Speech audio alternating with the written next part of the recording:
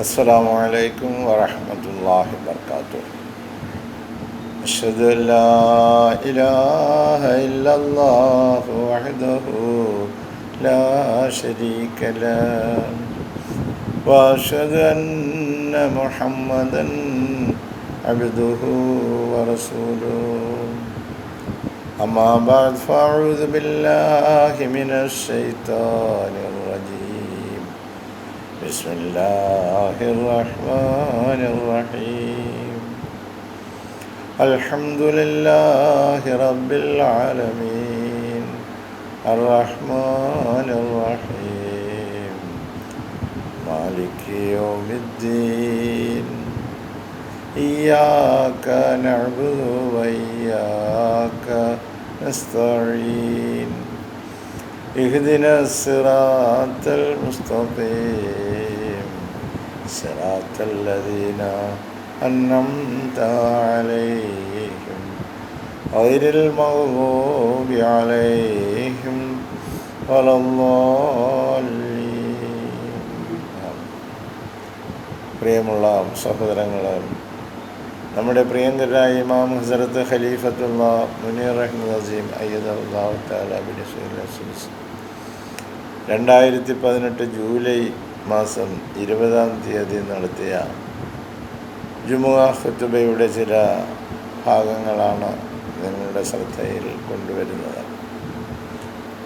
പ്രസ്തുത ജുമുഅ ഖുതുബയിൽ മരണത്തെ ഓർക്കുക എന്ന വിഷയത്തെ ആസ്പദമാക്കിയാണ് നമ്മുടെ ഇമാം നമ്മോട് സംസാരിച്ചത്.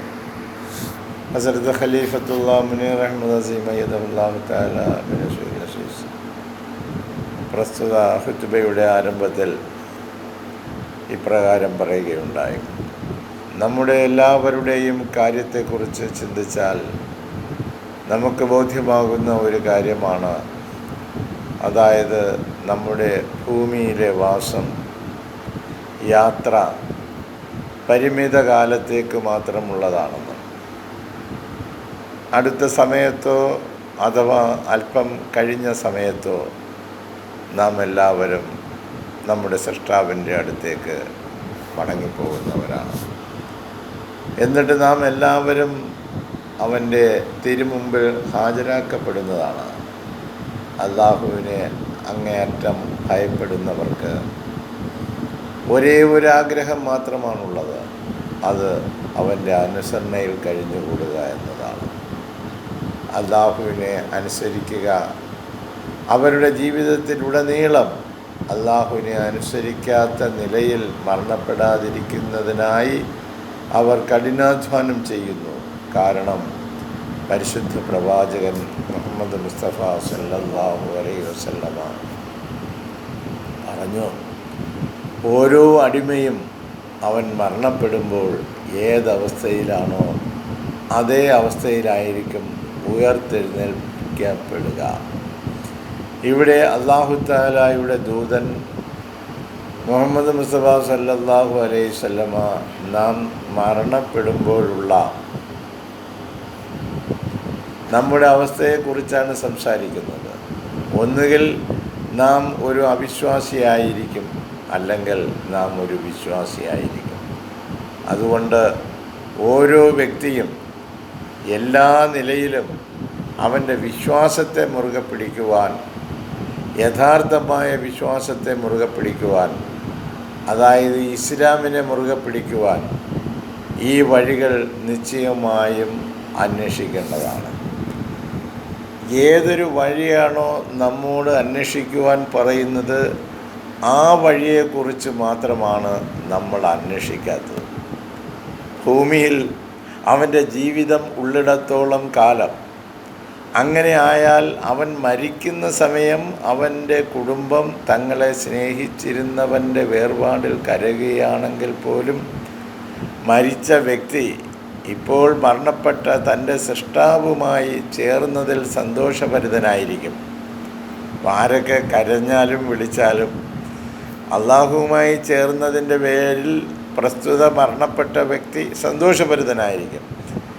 ഇതിനായി അവൻ നിർബന്ധമായും ചെയ്യേണ്ട കാര്യമാണ് അള്ളാഹുവിൻ്റെയും മുഹമ്മദ് മുസ്തഫ സല്ലല്ലാഹു അലൈഹി വസല്ലമിൻ്റെയും വാക്കിലുള്ള വിശ്വാസം.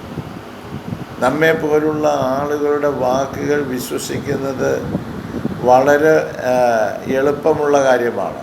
നാളെ ഇന്ധനവില വർദ്ധിക്കുന്നതാണ് എന്ന് പറയപ്പെട്ടാൽ നാം ഇന്ന് തന്നെ ഗ്യാസ് സ്റ്റേഷനിലേക്ക് ഇന്ധനം നിറയ്ക്കാനായി ധൃതിപ്പെട്ടു പോകുന്നതാണ്. വിശുദ്ധ ഖുർആൻ 4-ാം അധ്യായത്തിൽ അല്ലാഹു തആല പറയുന്നു, അല്ലാഹു അവനല്ലാതെ യാതൊരു ആരാധ്യനുമില്ല. പുനരുത്ഥാന നാളിലേക്ക് തീർച്ചയായും അവൻ നിങ്ങളെ ഒരുമിച്ച് കൂട്ടിക്കൊണ്ടുപോകും. അതിൽ യാതൊരു സംശയവുമില്ല. അള്ളാഹുവിനേക്കാൾ വാക്കിൽ സത്യസന്ധമായി മറ്റാരുണ്ട്? ഇപ്പോൾ ഇത് അല്ലാഹു തആല പറഞ്ഞ വാക്കാണ്. അപ്പോൾ ഈ വാക്കിന് എന്ത് വില കൊടുത്തു? ഇന്നത്തെ നമ്മുടെ ന്യൂസിൽ വന്ന പെട്രോളിന് വില കൂടുന്നെന്ന് പറഞ്ഞപ്പോൾ നമ്മൾ ഓടുന്ന ഓട്ടം അതിനെന്ത് വില കൊടുത്തു എന്ന് ചോദിച്ചാൽ, ഇന്ന് നമുക്ക് പെട്രോളിൻ്റെ വില കൂടുന്നത് കൊണ്ട് അത് കുറച്ച് കിട്ടാൻ വേണ്ടിയുള്ള നെട്ടോട്ടത്തിലാണ്. അള്ളാഹുവിൻ്റെ ഈ വാക്കിനോ, നിങ്ങളെ ഞാൻ കൂട്ടിക്കൊണ്ടു പോകുന്നതാണ്, നിങ്ങളുടെ എല്ലാ പ്രവർത്തനങ്ങളെ സംബന്ധിച്ചും വിചാരണ നടത്തുന്നതാണ്, അവിടെ നിങ്ങൾക്ക് രക്ഷിക്കുവാൻ നിങ്ങൾക്ക് ആരാണുള്ളത്? അത് അള്ളാഹു മാത്രമേ ഉള്ളൂ. അതുകൊണ്ട് അള്ളാഹുവിൻ്റെ കൽപ്പനകൾ അനുസരിച്ചുള്ള ഒരു ജീവിതം പടുത്തുയർത്തുന്നതിന് വേണ്ടി അവനിൽ നിന്നുള്ള പ്രതിഫലം കൂടുതൽ ലഭിക്കുന്നതിനായിട്ട് നിങ്ങളുടെ ദിനരാത്രങ്ങളെ നിങ്ങൾ രൂപപ്പെടുത്തിയെടുക്കുക, ക്രമപ്പെടുത്തിയെടുക്കുക. ഈ വചനത്തിൽ നിന്നും അള്ളാഹുവും അവൻ്റെ ദൂതനും പ്രവചനം ചെയ്തിട്ടുള്ളതെല്ലാം സംഭവിക്കുക തന്നെ ചെയ്യുന്നതാണ് എന്നത് വ്യക്തമാണ്. അതിനാൽ താഴെ വരുന്ന വാക്കുകളെ ഉറപ്പിച്ചുകൊള്ളുക. നിശ്ചയമായും മനുഷ്യൻ തനിക്കെതിരിലുള്ള വ്യക്തമായ സാക്ഷിയാണ്.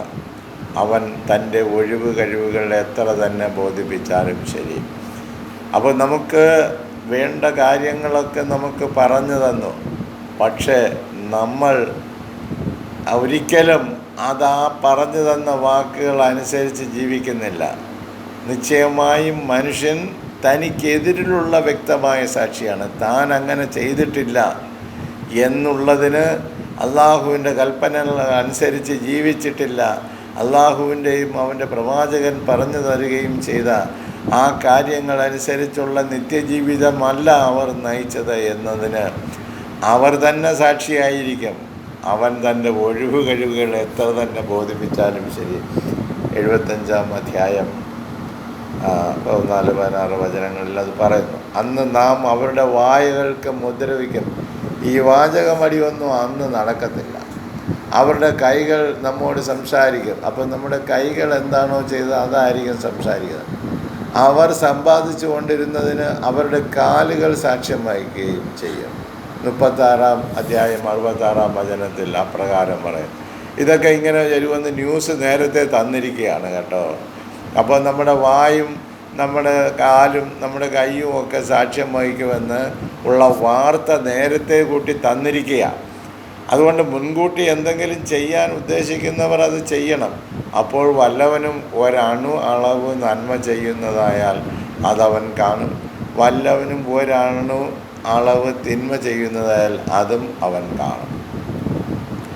അപ്പോൾ അള്ളാഹുവിനെ സ്മരിച്ചുകൊണ്ട് അവൻ്റെ കൽപ്പനകൾ അനുസരിച്ച് ഒരു കാലം വരെ അന്ന് അവർക്ക് അവരുടെ ഈമാൻ സംരക്ഷിക്കാൻ കഴിയുകയില്ല. എങ്ങോട്ട് തിരിഞ്ഞാലും ചതിയും വഞ്ചനയും കളവും കറ്റുകെട്ടുമായിട്ടുള്ള ഒരു ലോകത്തെ അവർ കാണും. അത്തരത്തിലുള്ള സന്ദർഭത്തിൽ അവരുടെ ഈമാൻ സംരക്ഷിക്കുന്നതിന് വേണ്ടി നിങ്ങൾ ഏതെങ്കിലും ഗ്രാമങ്ങളിലോ അല്ലെങ്കിൽ ഏതെങ്കിലും വനത്തിലോ അല്ലെങ്കിൽ ആൾപ്പാർപ്പില്ലാത്ത അത്തരത്തിലുള്ള ഒരു സ്ഥലത്തോ നിങ്ങൾ ഇടം തേടി അവിടെ ചെന്ന് മരത്തിൻ്റെ കൊമ്പോ അല്ലെങ്കിൽ അതിൻ്റെ വേരോ ഭക്ഷിച്ചായാലും ശരി, നിങ്ങൾ നിങ്ങളുടെ ഈമാൻ സംരക്ഷിച്ചു കൊള്ളണം. കാരണം നിങ്ങൾ അള്ളാഹുവിലേക്ക് മടങ്ങിപ്പോകുന്നവരാണ്.